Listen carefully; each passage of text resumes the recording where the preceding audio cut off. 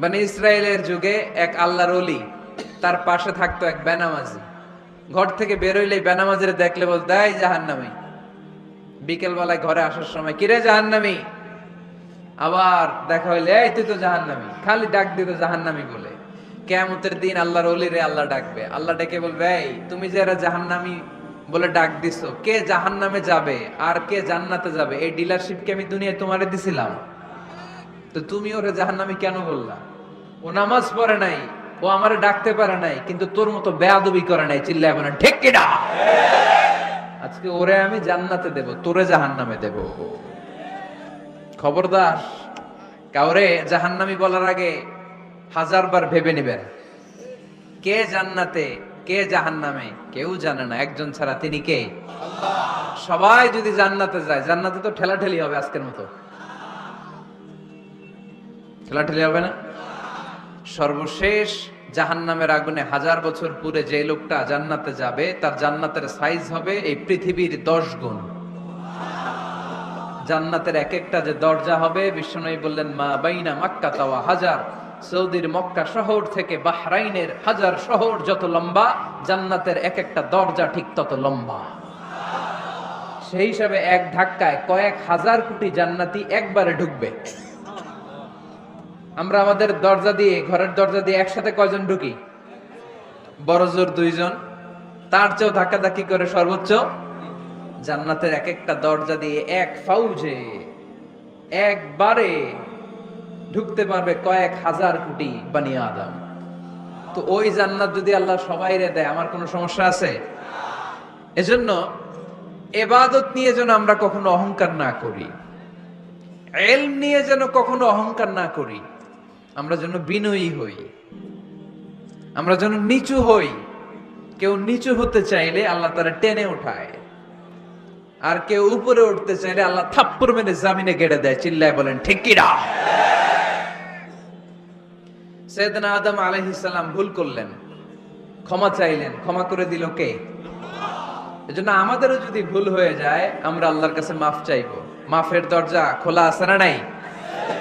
আবার সাইয়েদনা ইব্রাহিম আলাইহিস সালাম দোয়া করলেন, রাব্বি জাআল্লাতি ওয়া মিন যুররিয়াতি রাব্বানা ওয়া তাকাব্বাল দুআ। আল্লাহ আপনি আমার নামাজ কায়েমকারী বানান, আমার কলিজার টুকরা ইসমাইলকেও আমার সাথে নামাজ কায়েমকারী বানান, আমার দোয়াটা আপনি কবুল করে নেন। সালাতে কায়েম করো, হো সালাতে কায়েম করো, হবে সম্মানী তুমি, হবে জান্নাতি তুমি, হবে সম্মানী তুমি, হবে জান্নাতি তুমি। ঠিক কি না? দিবে কাল হাসরে শীতল ছায়া, আরশে আজিম, রব্বিয়াল আলা, রব্বিয়াল আযীম, রব্বিয়াল আলা, রব্বিয়াল আযীম। সুবহানাল্লাহ পড়েন। এরপরে কোনো বিপদে যদি পড়ে যাই, কোনো আপদ মুসিবতে যদি পড়ে যাই, কি দোয়া করতে হবে? সাইয়েদনা ইউনূস আলাইহিস সালামের ওই দোয়াটাও আল্লাহর কোরআনে আছে না নাই? লা ইলাহা ইল্লা আনতা সুবহানাকা ইন্নী কুনতু মিনাজ জালিমিন। সবাই পড়েন, লা ইলাহা ইল্লা আনতা সুবহানাকা ইন্নী কুনতু মিনাজ জালিমিন। লা ইলাহা ইল্লা আনত, আপনি ছাড়া কোনো ইলাহ নাই, সুবহানাক, আপনি পবিত্র, ইন্নী কুনতু মিনাজ জালিমিন, আল্লাহ আমি জুলুম করেছি, ভুল করেছি, অন্যায় করেছি, আপনি ছাড়া বাঁচানোর কেউ নাই। ঠিক কি না?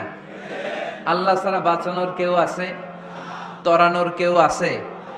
আমি ছাড়া আল্লাহর আরো গোলাম আছে না নাই? আমি ছাড়া, আমি তো আল্লাহর বান্দা, আমি ছাড়া আল্লাহর আরো বান্দা আছে না নাই? তো আল্লাহ ছাড়া আমার দ্বিতীয় কোনো রব আছে? দোয়া এটা বলবেন, আল্লাহ আমি ছাড়া তোমার গোলামের অভাব নাই, আমি ছাড়া তোমার বান্দা বান্দির অভাব নাই, কিন্তু তুমি ছাড়া আমার কেউ নাই, তুমি ছাড়া আমারে ক্ষমা করার বাঁচানোর কেউ নাই। এজন্য বিপদে পড়লেই একটা নাম নিতে হয়, তিনি কে? লা ইলাহা ইল্লা আনতা সুবহানাকা ইন্নী কুনতু মিনাজ জালিমিন। এটা বিপদে পড়ার দোয়া, বিপদে পড়লে এই দোয়া পড়বেন। মুক্ত করবে কে? মাছের পেট থেকে সাইয়েদনা ইউনূস আলাইহিস সালামকে বাঁচালেন কে? আমাদের দেশে এটা শুধু ওই যে বজ্রপাত পড়লে পড়ে, তাই না? কি কয়? ঠেড়া, ঠাড়া, ঠাটা, বজ্রপাত শুদ্ধ বাংলায়। যে বজ্রপাত পড়লে পড়ে, আসলে শুধু বজ্রপাতের সময়ই না, যে কোনো বিপদ দেখলেই কি পড়বেন? লা ইলাহা ইল্লা আনতা সুবহানাকা ইন্নী কুনতু মিনাজ জালিমিন। ৭১ সালে পাক হানাদার বাহিনী এদেশের মানুষদের উপর অনেক অত্যাচার করেছিল, বেশি করেছিল আমাদের হিন্দু ভাইদের উপর। মুসলমান হলে ছেড়ে দিত, হিন্দু হইলে গুলি মারত। দেখ, মুসলমানদের রাস্তায় থামাইছে পাক হানাদার বাহিনী, আর জিজ্ঞেস করতো কালেমা বল, কালেমা বলতে পারলে ছেড়ে দিত। মাথার মধ্যে বন্দুক ঠেকায় একজনের বলে সালে কালেমা বাতা, মুসলিম আর হিন্দু কয় আমি মুসলমান, কয় সালে কালেমা বাতা, তাহলে কালেমা বল।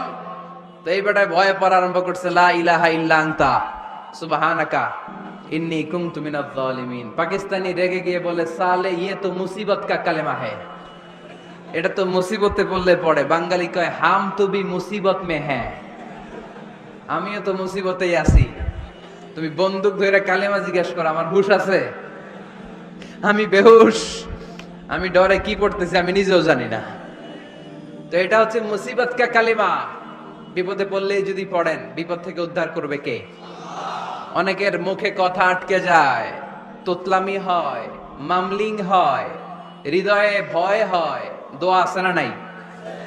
সাইয়েদনা মুসা আলাইহিস সালাম বললেন রাব্বি শরহ লি সাদরি ওয়া ইয়াসসির লি আমরি ওয়াহলুল উকদাতাম মিন লিসানি ইয়াফকাহু কওলি। সুবহানাল্লাহ পড়েন। ও আল্লাহ, আমার হৃদয়টারে উন্মুক্ত করে দাও, আমার কার্যক্রম দাওয়াতি কাজগুলোরে তুমি আল্লাহ সহজ করে দাও। কথা বলতে গেলে আমার মুখের মধ্যে কথা আটকে যায়, আমার কথাগুলোরে তুমি স্পষ্ট করে দাও। আওয়াজ করে পড়তে হবে আমিন। এই সুন্দর সুন্দর দোয়াগুলো আমরা আল্লাহর কাছে করব, রাজি আছেন? কোরআন থেকে নেয়া আরবি দোয়াগুলো অনেক কম্প্রিহেন্সিভ, অনেক সুন্দর। আপনি বাংলায় 1000টা বাক্য বললেও আল্লাহর শিখানো একটা বাক্য দিয়ে যদি দোয়া করেন, এর চেয়ে শ্রেষ্ঠ বাক্য হতে পারে? দেখেন কত কম্প্রিহেন্সিভ। আল্লাহ শিখাই দিলেন, পড়ো রব্বানা আতিনা ফিদ দুনিয়া হাসানা ওয়া ফিল আখিরাতি হাসানা ওয়া কিনা আযাবান নার। আল্লাহ, তুমি এই দুনিয়ার সব কল্যাণ আমারে দাও, আখিরাতের সব কল্যাণ আমারে দাও, আগুনের শাস্তি থেকে আমারে বাঁচিয়ে দাও। পড়ে না আমিন? তো আপনি দুনিয়ার সব কল্যাণ নিলেন, আখিরাতেরও নিলেন, গাছেরটাও খাইলেন, তলারটাও কুড়াইলেন, রাখলেন কি? সবই তো চাইছেন। এই দোয়াটার মধ্যে দুনিয়ার কোন দোয়া বাকি আছে? কথা বলেন। রব্বানা আতিনা ফিদ দুনিয়া হাসানা, আল্লাহ দুনিয়ার সব কল্যাণ লাগবে। ওয়া ফিল আখিরাতি হাসানা, আল্লাহ আখিরাতের সব কল্যাণ লাগবে, আগুনের শাস্তি থেকে বাঁচানো লাগবে। তো আপনি বাকি রাখছেন কিছু? এই একটা বাক্যের মতো বাক্য গোটা বিশ্বটারে বিক্রি করলে হবে। এজন্য কোরআনের দোয়াগুলো আমরা বেশি বেশি করবো ইনশাআল্লাহ। পড়েন।